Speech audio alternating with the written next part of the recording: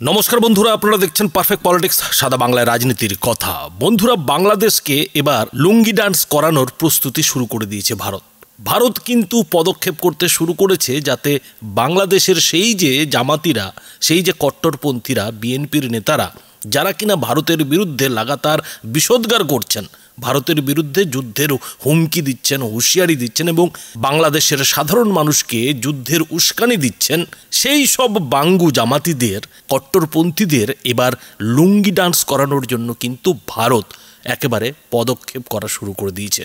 আর সেই পদক্ষেপের মধ্যে যেটা দেখা যাচ্ছে যে এরই মধ্যে কিন্তু যার ভরসায়, যাকে বাপের বাপ বলে বাংলাদেশিরা ভারতের সঙ্গে যুদ্ধের জন্য লাফাচ্ছে, তরপাচ্ছে, সেই বাংলাদেশের বাপেরও বাপ অর্থাৎ চীন, সেই চীনে গিয়ে কিন্তু ভারতের জাতীয় নিরাপত্তা উপদেষ্টা অজিত দোভাল কলকাঠি নাড়া কিন্তু শুরু করে দিয়েছেন।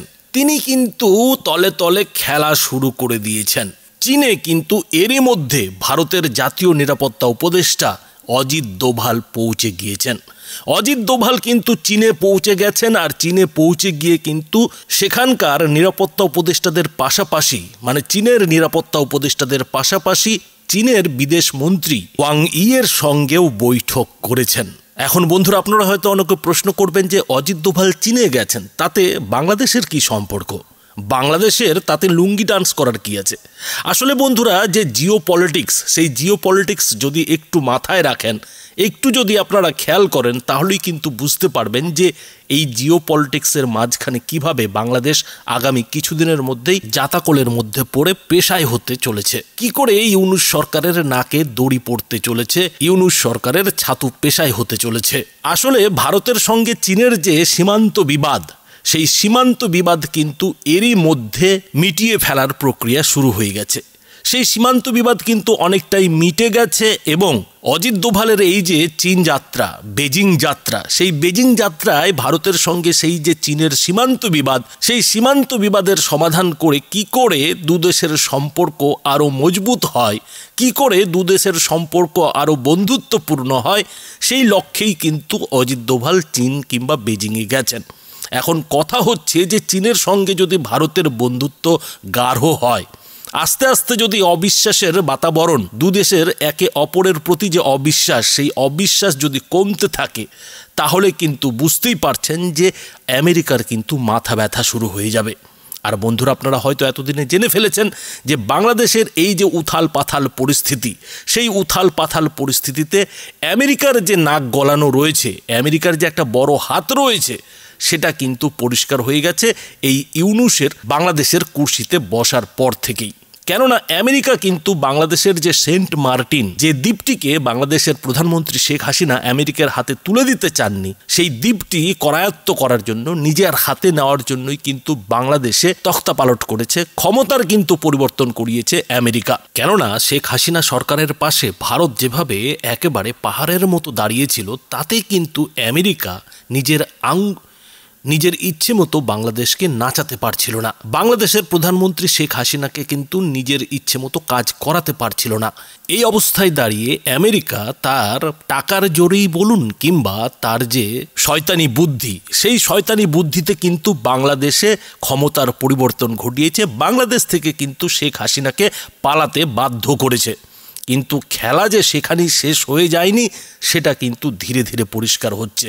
আর ধীরে ধীরে কিভাবে পরিষ্কার হচ্ছে? সেটা এইভাবেই পরিষ্কার হচ্ছে যে বাংলাদেশে যতই ভারত বিদ্বেষ বাড়ছে, ভারতের প্রতি বিদ্বেষ বাড়ছে, ততই কিন্তু ভারত চীনের সঙ্গে সম্পর্ক মজবুত করার কাজ কিন্তু শুরু করে দিয়েছে। যে চীনকে সামনে রেখে আমেরিকা ভারতকে খোঁচানোর চেষ্টা করেছিল, ভারতকে খুঁচিয়ে চীনের বিরুদ্ধে লড়াই লড়িয়ে দেওয়ার চেষ্টা করেছিল, সেই চীনের সঙ্গেই কিন্তু ভারত তার যে সম্পর্কের ফাটল, সেই ফাটল কিন্তু জোর কদমে মেরামত করতে শুরু করে দিয়েছে। আর তারই প্রস্তুতি স্বরূপ কিন্তু অজিত দোভাল চীনে পৌঁছে গেছেন। চীনের বেজিংয়ে গিয়ে কিন্তু তিনি নানান গোপন বৈঠক করছেন।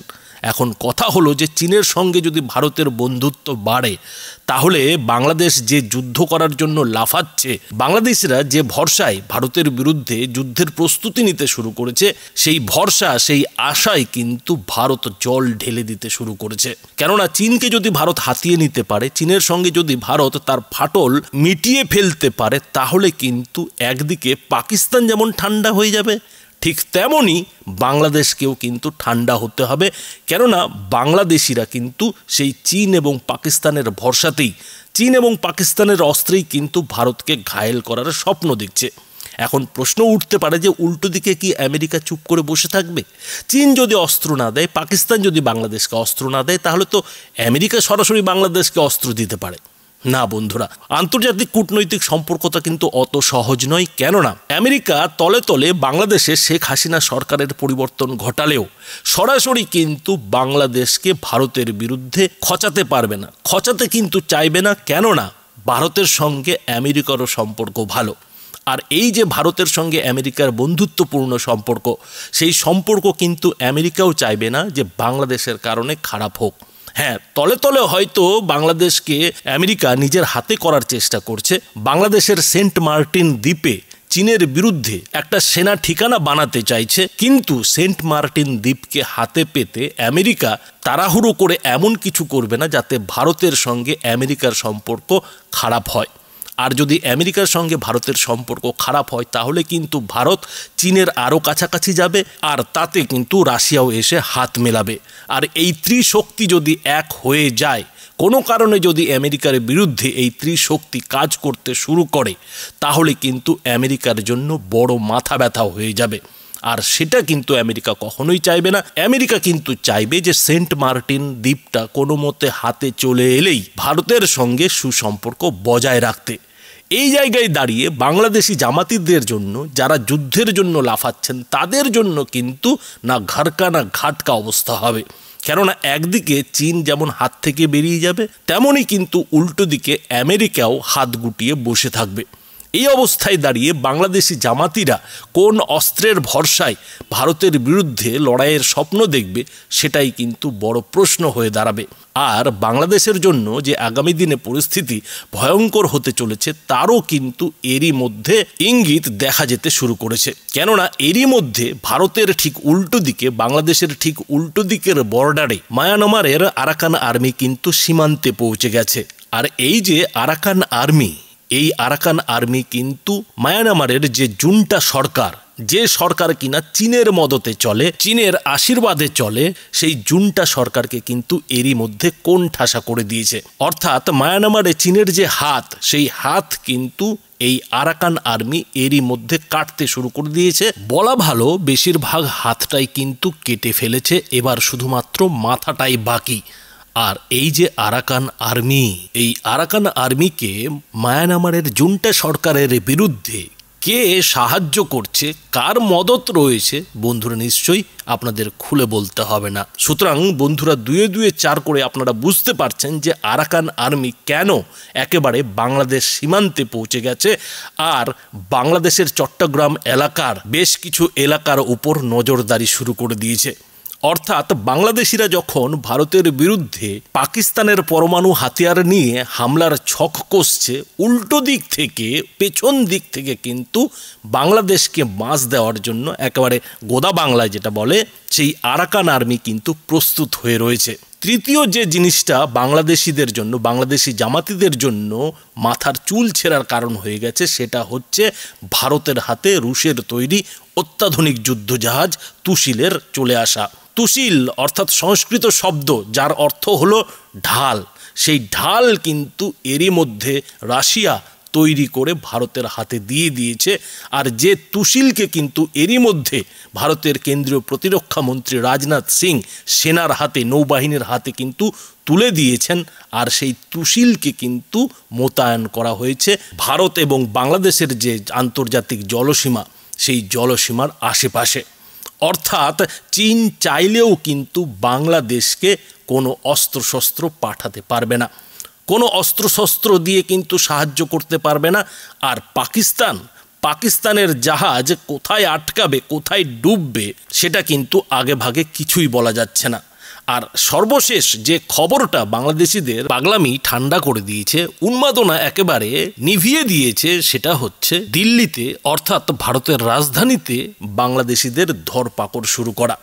এরই মধ্যে কিন্তু দিল্লিতে বাংলাদেশিদের ধরপাকড় শুরু হয়ে গেছে এবং খুব শিগগিরই কিন্তু দিল্লির পাশাপাশি দেশের আরও যে কটি বড় শহর, সেই বড় শহরে কিন্তু বাংলাদেশিদের বিরুদ্ধে অভিযান শুরু হতে চলেছে। যারা অবৈধভাবে এই ভারতে রয়েছে, অবৈধভাবে কিংবা জাল নথিপত্র তৈরি করে যারা দীর্ঘদিন ধরে ভারতে বসবাস করছে, সেই সব অবৈধ বাংলাদেশিদের ধরার জন্য কিন্তু কেন্দ্রের নরেন্দ্র মোদী সরকারের তরফ থেকে রাজ্যে রাজ্যে বিশেষ বার্তা পাঠিয়ে দেওয়া হয়েছে। আর শুধুমাত্র ভারতেই নয়, পৃথিবীর বিভিন্ন দেশেও কিন্তু অবৈধ বাংলাদেশিদের ধরপাকড় শুরু হয়েছে। যে খবর কিন্তু বন্ধুরা আপনাদের আমরা আগের একটি ভিডিওতে দিয়েছি যে মালয়েশিয়া কিংবা মলদ্বীপের মতো ইসলামিক দেশেও কিভাবে অবৈধ বাংলাদেশিদের ধরে ধরে খেদানো হচ্ছে, তাদের বাংলাদেশে ফেরত পাঠানো হচ্ছে। অর্থাৎ সব মিলিয়ে কিন্তু বাংলাদেশের জন্য আগামী কিছুদিনের মধ্যে আরও স্পষ্ট করে বলা ভালো, ইউনূস সরকারের কাছে কিন্তু বড় ভয়ঙ্কর হতে চলেছে। আর এই অবস্থায় ভারতের বিদেশ সচিব বিক্রম মিশ্রি ঢাকাতে গিয়ে বাংলাদেশের ইউনূস সরকারকে যে কথাগুলো বলে এসেছেন, যে সাবধান বাণীগুলো শুনিয়ে এসেছেন, তাতে কিন্তু ইউনূস সরকারের হুঁশ ফিরে গেছে। ইউনূস সরকারের যে হুঁশ ফিরেছে তারও কিন্তু প্রমাণ মিলতে শুরু করেছে। কেননা বাংলাদেশের যে বিজয় দিবস, সেই বিজয় দিবসে কিন্তু কলকাতার ফোর্ট উইলিয়ামে বাংলাদেশের ইউনূস সরকারের তরফে মুক্তিযোদ্ধাদের পাঠানোর কথা কিন্তু স্বীকার করে নেওয়া হয়েছে। যে মুক্তিযোদ্ধাদের বাংলাদেশের ইউনূস সরকার ধরে ধরে পেদাচ্ছে, ধরে ধরে জেলে ঢোকাচ্ছে, খুন করছে, সেই মুক্তিযোদ্ধাদেরই কিন্তু শেষ পর্যন্ত ভারতের চাপের মুখে পড়ে আগামী 16ই ডিসেম্বর বাংলাদেশের বিজয় দিবস উপলক্ষে কিন্তু কলকাতায় পাঠানোর সিদ্ধান্ত নিয়েছে ইউনূস সরকার। অর্থাৎ ইউনূস সরকারের এই যে ইউটার্ন, সেই ইউটার্নেই কিন্তু বোঝা যাচ্ছে যে ইউনূস সরকারের এরই মধ্যে প্যান্ট কিন্তু ভিজতে শুরু করেছে, অবস্থা কিন্তু খারাপ হতে শুরু করেছে। আর সেই কারণেই হয়তো বন্ধুরা আপনারা খেয়াল করছেন যে এই বিক্রম মিশ্রির ঢাকায় বৈঠকের পর থেকেই কিন্তু ইউনূস সরকারের তরফে তেমন কোনো ভারত বিদ্বেষী কথা বলা হচ্ছে না। ভারত বিদ্বেষী কথা কিন্তু অন্তত ইউনূস সরকারের যে সমন্বয়করা, সেই সমন্বয়করা কিন্তু বলার সাহস পাচ্ছেন না। তাদের কিন্তু মুখে একেবারে কুলুপ এঁটে গেছে, তারা কিন্তু মুখ বন্ধ করে ফেলেছেন। আর এই অবস্থায় মোহাম্মদ ইউনূস কতদিন বাংলাদেশের কুর্সি আঁকড়ে থাকতে পারেন, কতদিন বাংলাদেশের উপদেষ্টা হয়ে গদিতে বাঁচতে পারেন, সেটাই কিন্তু বন্ধুরা এখন দেখার। তবে বন্ধুরা, এই বিষয়ে আপনাদের কি মতামত তা অবশ্যই এই ভিডিওটির নিচে কমেন্ট বক্সে লিখে জানাবেন। ধন্যবাদ।